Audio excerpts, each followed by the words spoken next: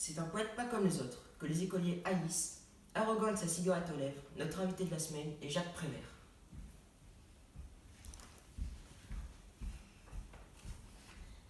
Bonjour, merci beaucoup pour cette invitation qui m'a profondément flatté. Merci à vous de nous accorder cette interview. Vous êtes ici pour nous parler de vous, de vos poèmes, de votre histoire.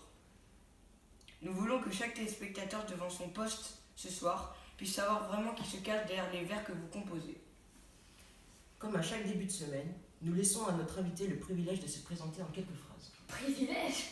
Je m'appelle Jacques Prévert, je suis né le 4 février 1900 à Neuilly-sur-Seine et j'espère mourir le plus tard possible comme tout le monde. J'ai donc 70 ans. Les écoliers me connaissent, me détestent à cause des nombreux poèmes que j'ai composés et qu'ils doivent apprendre chaque jour. Pour moi, mon plus grand succès est Paroles, un recueil publié en 1946, mais mes œuvres ne s'arrêtent pas là, parce que j'ai également fait d'autres arts, pratiqué d'autres arts. Ok, merci beaucoup. Nous reviendrons sur votre carrière plus en détail dans le courant de l'entrevue. Vous êtes le second de la famille. Vous êtes né d'André-Louis Prévert et de Marie-Clémence Prévert au tout début du XXe siècle. Quels souvenirs gardez-vous de votre enfance? Ah, mon enfance.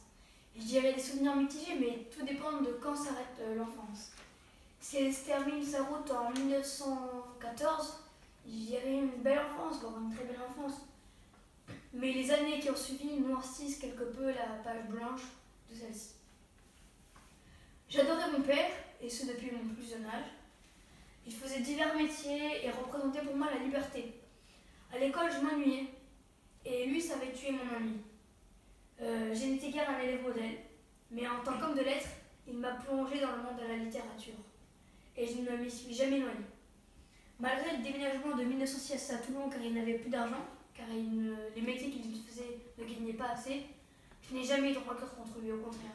Je l'aimais pour son empathie et pour la vocation qu'il avait su faire naître en moi. Pourquoi avez-vous dit qu'après vos 14 ans, ça a été plus difficile d'être heureux? Tout d'abord, comme vous le savez, il y a eu la mort qui a sonné aux portes du monde. Tout le monde attendait depuis quelques années patiemment le ding-dong, mais c'est finalement l'attentat de l'archiduc François Ferdinand qui a appuyé sur la sonnette. Tout s'est donc noirci pour nous, habitants d'un pays en guerre. Les taxes, la peur de perdre, la peur d'être fait prisonnier, de partir en guerre. Et puis je suis tombée dans le monde des voyous. J'ai fait de nombreux larcins. Et donc je n'avais pas de place dans la société. J'étais perdue. C'est pour ça, et en plus, quand j'avais 15 ans, donc en 1915, la mort a emporté mon frère. C'est la typhoïde qui l'a assassiné. Ma vie n'était donc plus très rose. Pourquoi être parti à 21 ans à Istanbul durant votre service militaire? Comme je vous le disais, je faisais de petits boulots et je faisais de nombreuses bêtises malgré la virginité de mon casier judiciaire. Je supportais mal l'air de la France et il fallait que je rebondisse. Mon talent d'écrivain tardait de venir, je ne savais pas quoi faire et puis je sentais qu'il fallait que je parte en Turquie. C'était mon destin, ma chance. Alors lorsqu'ils ont enfin accepté ma demande à 21 ans, je n'ai pas hésité une seule seconde. Et j'ai foncé. J'ai rencontré Marcel Duhamel, un traducteur qui fut mon futur éditeur en fait. Et donc j'avais choisi ma chance quelque peu. Et visiblement, elle est réapparue.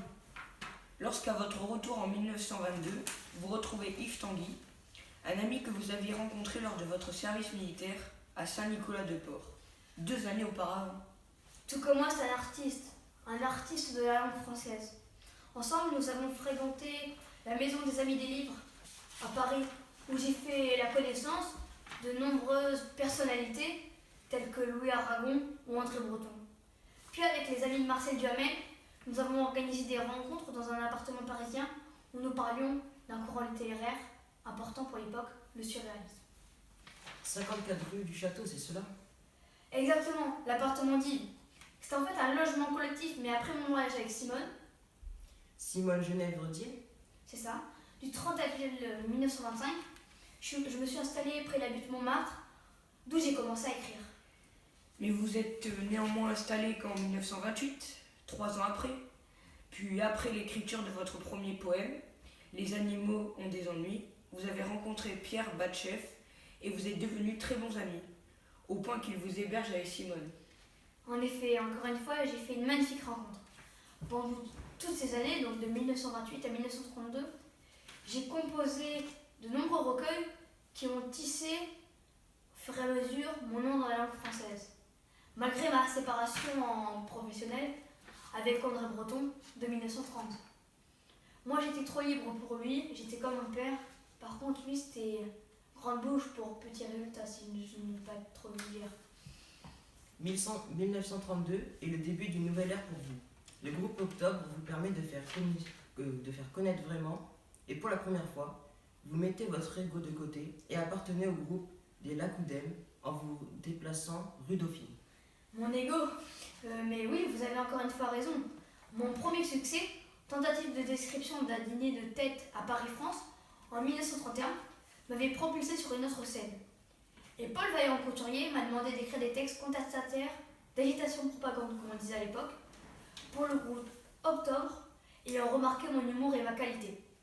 D'ailleurs, la bataille de Fontenoy, que j'ai réalisée en 1933, fut mon plus grand succès de cette période et a été présentée à Moscou, devant Staline, aux Olympiades internationales du théâtre ouvrier. De 1932 à 1936, j'étais très actif et j'ai pris un grand plaisir à jouer avec ce groupe d'amis qui était Octobre, mais quelque part, il fallait que je prenne mon envol seul. Vous étiez donc tout le long de votre vie un poète surréaliste, mais aussi libertaire? Oui, chacun a son point de vue sur la question, mais j'étais en effet un poète surréaliste et libertaire.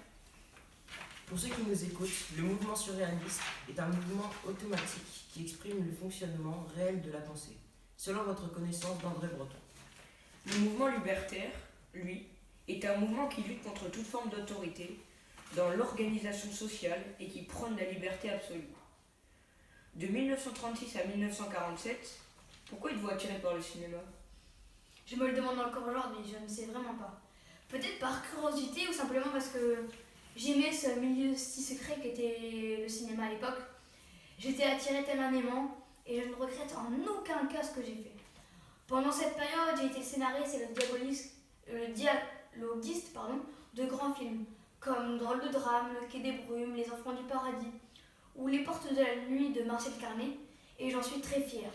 De plus, pendant la Seconde Guerre mondiale, lorsque j'étais à Nice, j'ai hébergé et caché Joseph Cosma, un musicien et ami, et Alexandre Tronet, un décorateur. Qui sait, peut-être que cette période d'angoisse m'a permis d'écrire des scénarios dignes du cinéma. En tout cas, après cette période tragique de l'histoire, vous reprenez les poèmes et vos plus grands succès se dessinent, entre les ruines de l'après-guerre. Exact. Oui, mon éditeur, René Berthelet, m'a autorisé de rassembler dans un recueil tous mes poèmes que j'avais échafaudés depuis 1930. J'ai composé moi-même la couverture et il est sorti en 1946. Je ne pensais vraiment pas qu'il allait faire autant sensation.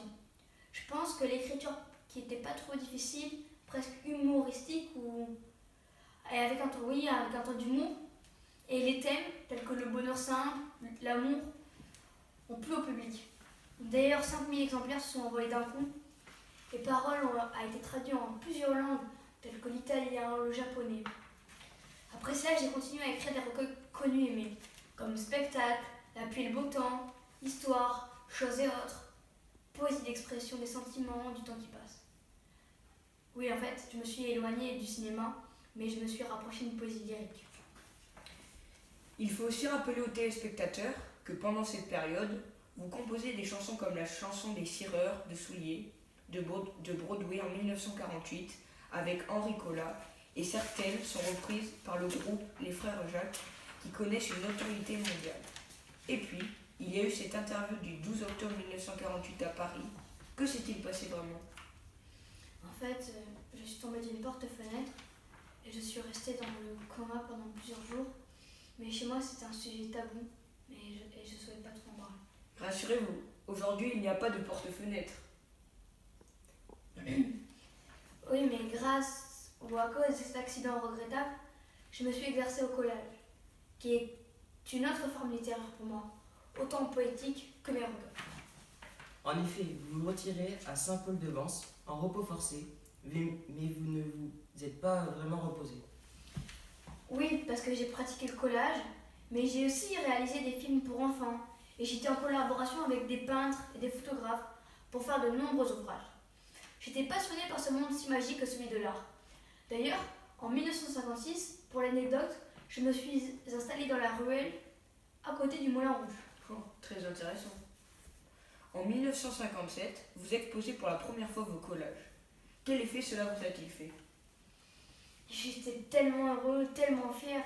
C'était comme pour moi si on recevait la Rhodis. Vous savez, l'épée qui, à l'époque de l'Antiquité romaine, vous a doublé.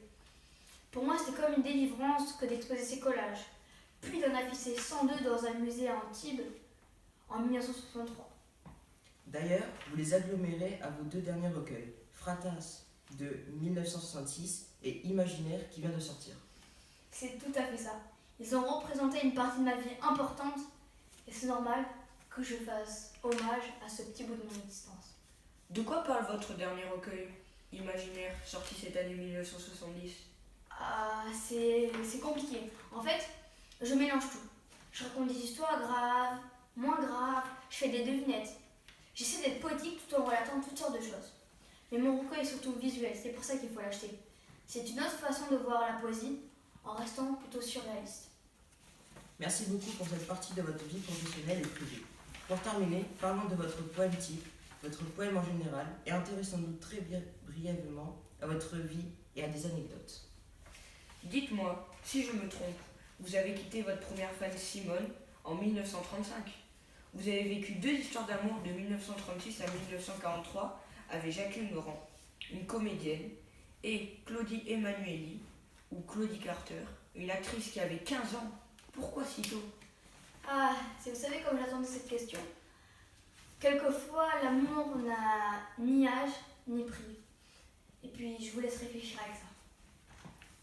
Et puis, en 1943, vous avez enfin trouvé la perle rare, Janine Fernande Tricoté, élève du danseur Georges Pommier. Vous l'épousez en 1947, le 4 mars. Les deux plus belles choses que j'ai eues au monde sont arrivées après mes 40 années. Michel, ma fille, qui n'est plus maintenant car elle a déjà 24 ans, et Janine, ma femme, que j'aime plus que tous mes recueils. Mais pour relativiser ma frustration, je me dis qu'avec elle, il aurait fallu plus d'1 million d'années pour que je puisse profiter pleinement de ces perles rares. Avec elle, vous vivez dans une maison à Aumonville-la-Petite, au nord du Cotentin. Pourquoi ce coin de France? C'est indescriptible. Je sais pas, c'est jamais la tranquillité de ce lieu. La pluie qui fait le rythme de la vie comme les mots font le rythme d'un poème. J'aime les oiseaux chanteurs et la mer glacée. J'aime les fleurs qui poussent comme des cyprès. J'aime ce coin éternel qui anime mon cœur. Ce coin de France m'inspire, m'anime. Le mot paisible est roi, j'adore cela. En fait, j'aime le Cotentin car c'est mon coup de cœur. Voilà. Pourriez-vous y finir vos jours? Si je dois y finir mon jour, c'est là que je le dois. Je le souhaite profondément, car si la mort doit être belle, c'est ici qu'elle est le plus. Pour terminer, parlons de vos poèmes. Vos poèmes sont souvent en vers libre. Il y a également beaucoup d'anaphores, qui sont des répétitions de mots. On peut dire qu'il y a un effet rythmique lié à ces anaphores. Qu'en dites-vous? Alors, pour parler des vers libres, je suis un poète qui est plutôt libre, qui se rapproche certes du surréalisme, mais aussi de la poésie du quotidien, et qui utilise le temps argotique, humoristique, et je n'aime pas me mettre des bâtons dans les roues, donc oui, j'utilise des vers libres, car peut-être mon enfance, axe de ma vie, colonne vertébrale m'a marqué. Après, pour vous répondre sur les anaphores, en effet, comme vous l'avez remarqué, j'utilise énormément d'anaphores. En fait, ça donne un effet de sourdine qui se répète inlassablement. J'aime cette figure de style car elle permet de montrer l'importance d'un mot, d'une phrase. Mais ça ne tient qu'à moi. Pour conclure cette interview, pouvez-vous lire un de vos poèmes? Avec grand plaisir. Donc, si vous voulez bien, je vais vous lire Le Cancre, qui est tiré de, pour moi, sans aucun doute, mon plus grand succès, Parole, publié en 1926. Et Le Cancre fait un petit peu ma renommée. Donc, il dit non avec la tête, mais il dit oui avec le cœur. Il dit oui à ceux qu'il aime,